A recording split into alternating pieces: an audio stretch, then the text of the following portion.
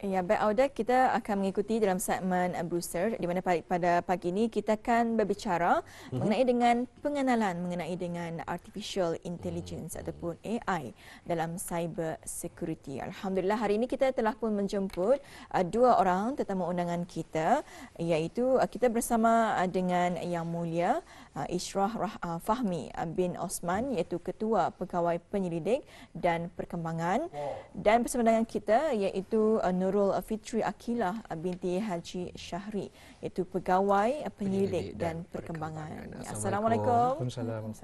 Apa khabar untuk hari ini? Alhamdulillah. Alhamdulillah. Dan di kesempatan ini sempat juga kita ni mengucapkan selamat hari raya. Selamat hari raya.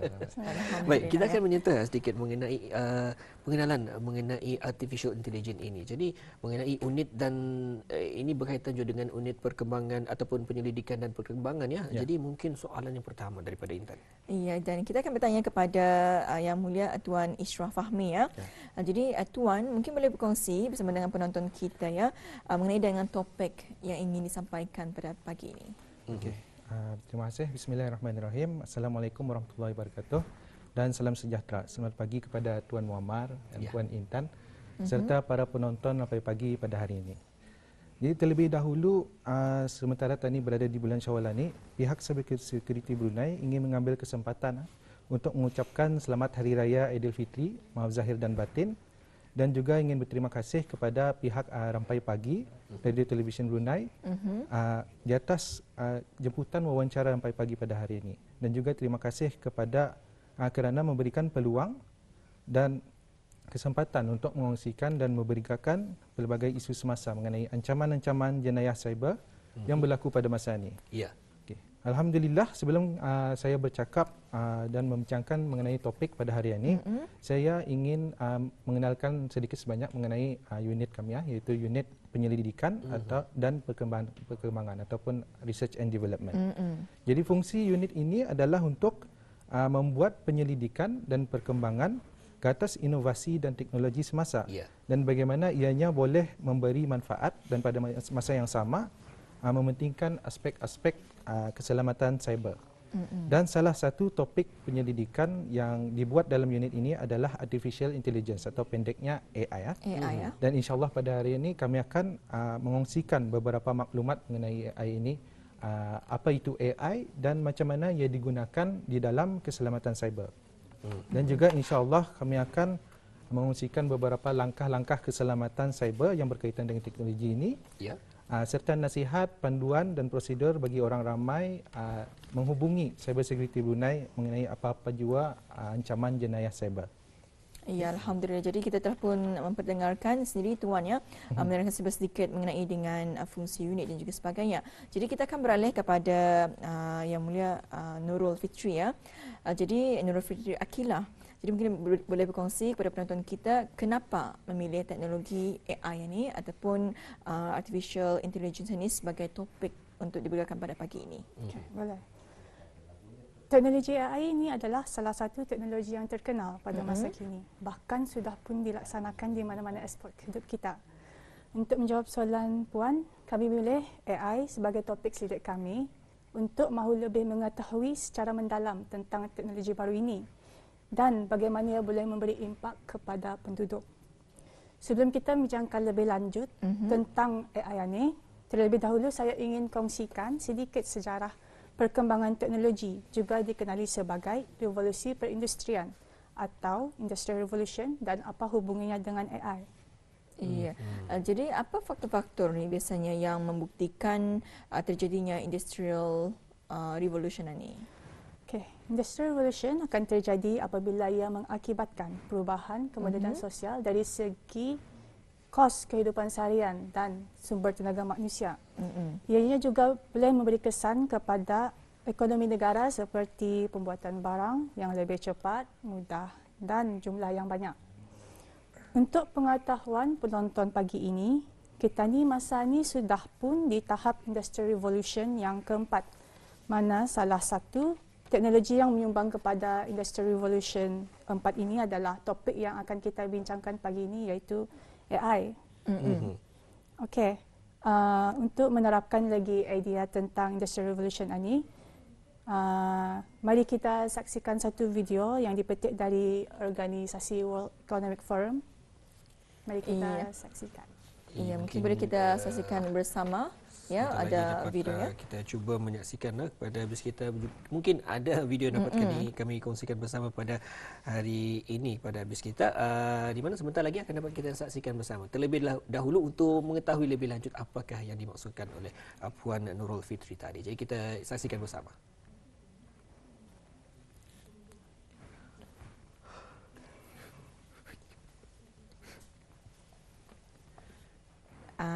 Jadi kita sedang menyaksikan video. Jadi mungkin sambil-sambil tu mungkin boleh berkongsi kepada penonton kita, boleh menceritakan sedikit tentang sejarah-sejarahnya. Silakan. Okey. Kalau kita ni lihat dari video tu, kita ni akan tahu bahawa ada 4 fasa sudah kita ni alami dan hadapi dari tahun dalam 18-an sampai masa ni. Okey. Kalau kita ni lihat dalam skrin yang dalam video tu, masa ni pun teknologi makin berkembang, seperti self-driving car ataupun kita ni punya telefon pintar tu pun ada di-equipkan dengan teknologi artificial intelligence, dan masa ni pun teknologi artificial intelligence tu pun makin berkembang dan makin banyak orang boleh mengakses teknologi itu. Ya. Baik, mungkin juga bagi ada setengah penonton kita ni mengetahui apa sebenarnya artificial intelligence ini. Jadi mungkin Tuan dan juga Puan kongsikan sedikit apa sebenarnya artificial intelligence yang dimaksudkan ini. Secara ringkas, biasalah kita ni tahu sebetulnya artificial intelligence ini adalah komputer.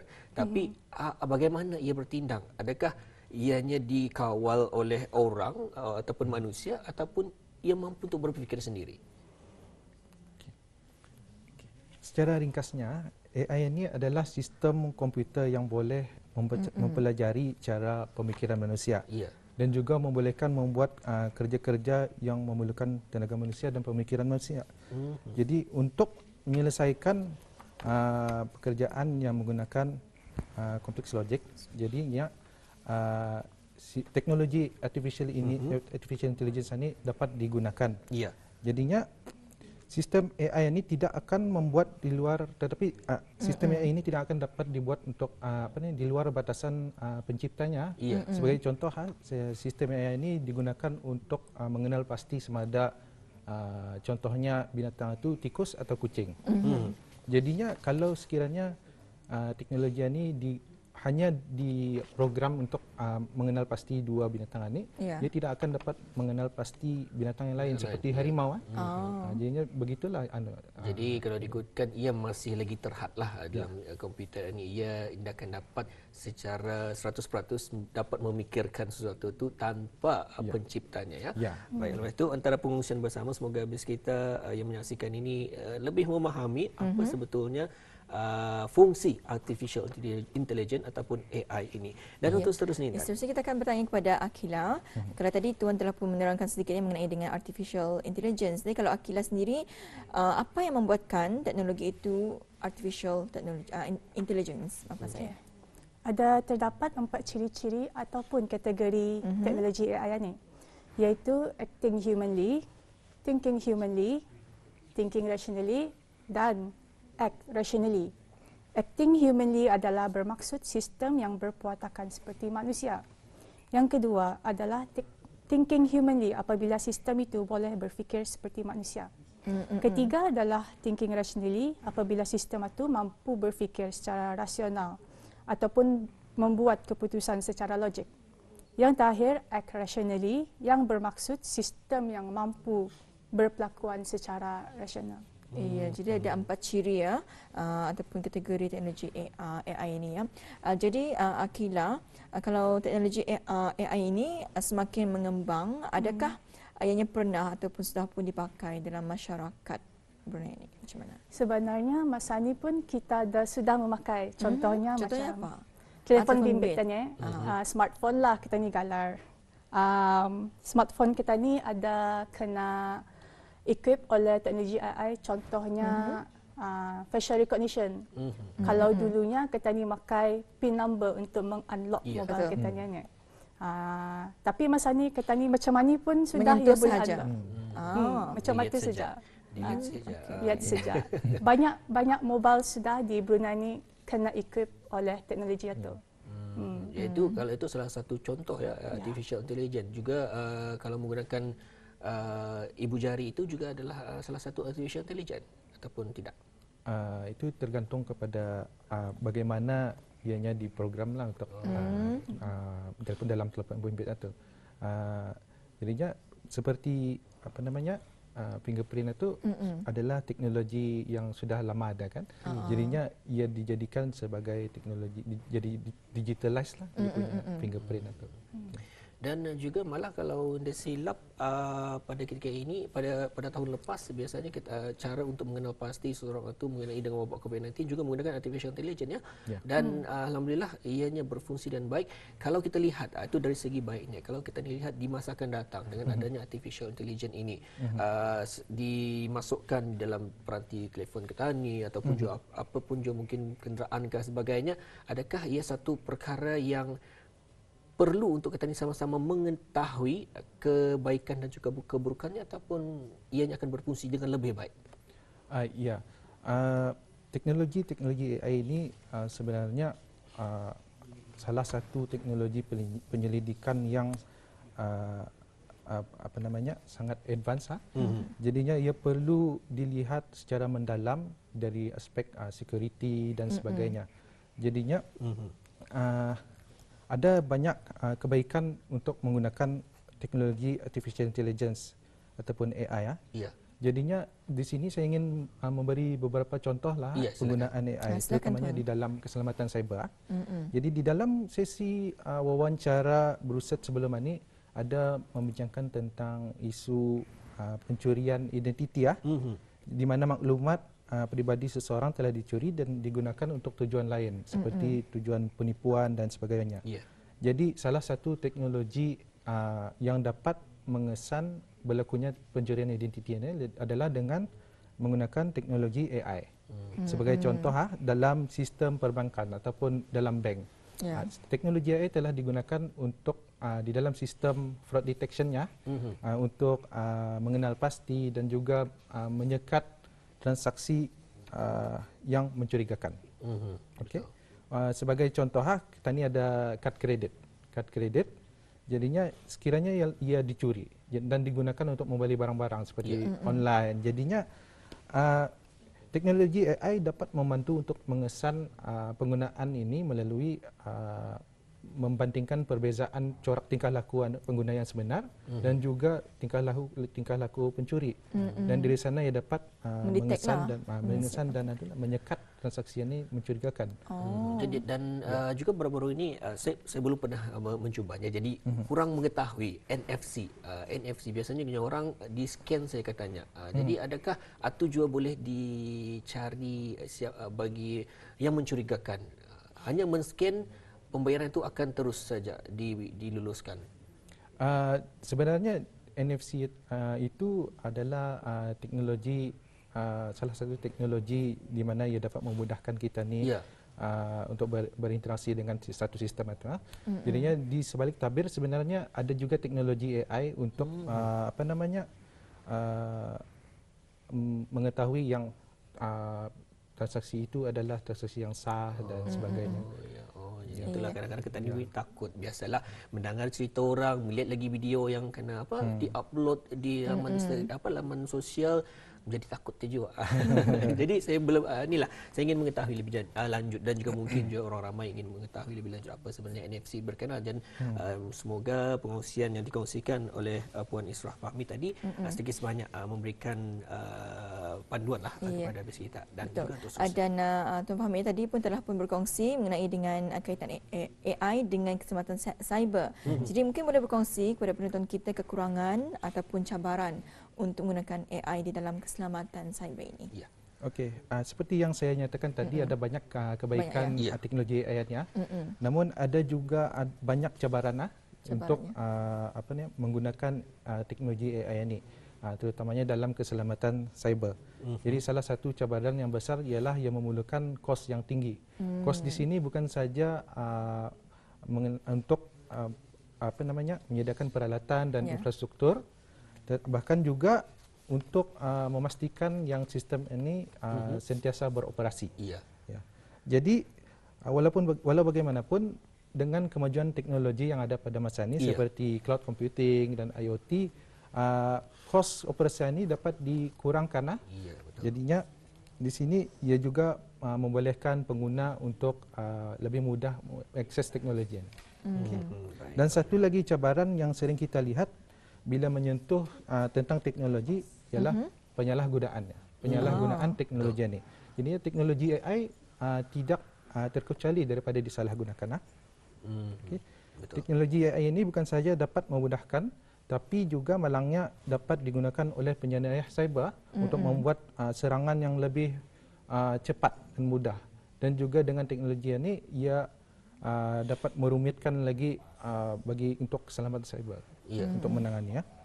Iya. Dan kalau kita lihat, kalau menurut media sosial adanya pencerobohan akaun dan juga sebagainya. Baik, kita akan beralih kepada Akila. Jadi Akila, bagaimana orang ramai dapat menghubungi pihak sekitar untuk minta bantuan macam mana? Cyber Security Brunei menasihatkan orang ramai untuk melaporkan apa jua jenis jenayah siber kepada pihak Cyber Security Brunei. Berikut dikongsikan cara untuk melaporkan jika sekiranya terjadi apa saja jenis insiden berkaitan dengan jenayah siber, iaitu habis kita boleh menghubungi kami melalui email kepada reporting@brucert.org.bn, talian hotline 245-8001 yang beroperasi selama 24 jam dan di talian 717-0766 bagi pengguna WhatsApp. Untuk maklumat lebih lanjut, orang ramai boleh melayari laman web rasmi Cyber Security Brunei di www.csb.gov.bn dan Secure Verify Connect di Brunei di www.secureverifyconnect.info, di mana laman web tersebut ialah inisiatif dari pihak Brucert yang bertujuan untuk meningkatkan kesedaran keselamatan internet dan keselamatan maklumat di kalangan masyarakat Brunei terutamanya. Iya. Jadi sebelum kita mengakhiri wawancara kita, jadi seringkasnya mungkin ada seranan dari tuan sendiri kepada orang ramai kita. Silakan. Okey. Cyber Security Brunei ingin mengingatkan orang ramai agar sentiasa berhati-hati dan berwaspada dengan taktik-taktik yang digunakan oleh penjenayah cyber, dan sentiasa meningkatkan pengetahuan tentang keselamatan cyber kerana ianya akan sentiasa berubah dari masa ke semasa. Jadi ada beberapa langkah. Yang pertama, gunakan kata laluan yang kuat, kukuh dan selamat. Kemaskini perisian keselamatan, simpan dan lindungi maklumat di sekitar, elakkan daripada terberdaya, beretika menggunakan internet dan juga media sosial, dan sentiasa berwaspada akan jenayah cyber ini. Fikir sebelum mengklik, laporkan jenayah cyber dan ambil tahu ancaman cyber terkini dan dari masa ke semasa. Jadi faktor kurangnya kefahaman mengenai keselamatan cyber ini dalam kalangan pengguna internet adalah salah satu penyebab ramai yang menjadi mangsa sindiket jenayah cyber. Jadi patuhi etika ketika melayari internet dengan selamat. Baik, Alhamdulillah. Jadi itulah antara seranan yang telah pun dikongsikannya. Apapun kita ucapkan ribuan terima kasih kepada Yang Mulia Tuan Ishraf Fahmi bin Osman, iaitu Ketua Pegawai Penyelidik dan Perkembangan, dan kepada Yang Mulia Nurul Fitri Akilah binti Haji Syahri, iaitu Pegawai Penyelidik dalam Perkembangan mengenai dengan pengenalan AI dan AI dalam security cyber. Jadi sekali lagi terima kasih dan Assalamualaikum. Waalaikumsalam warahmatullahi wabarakatuh.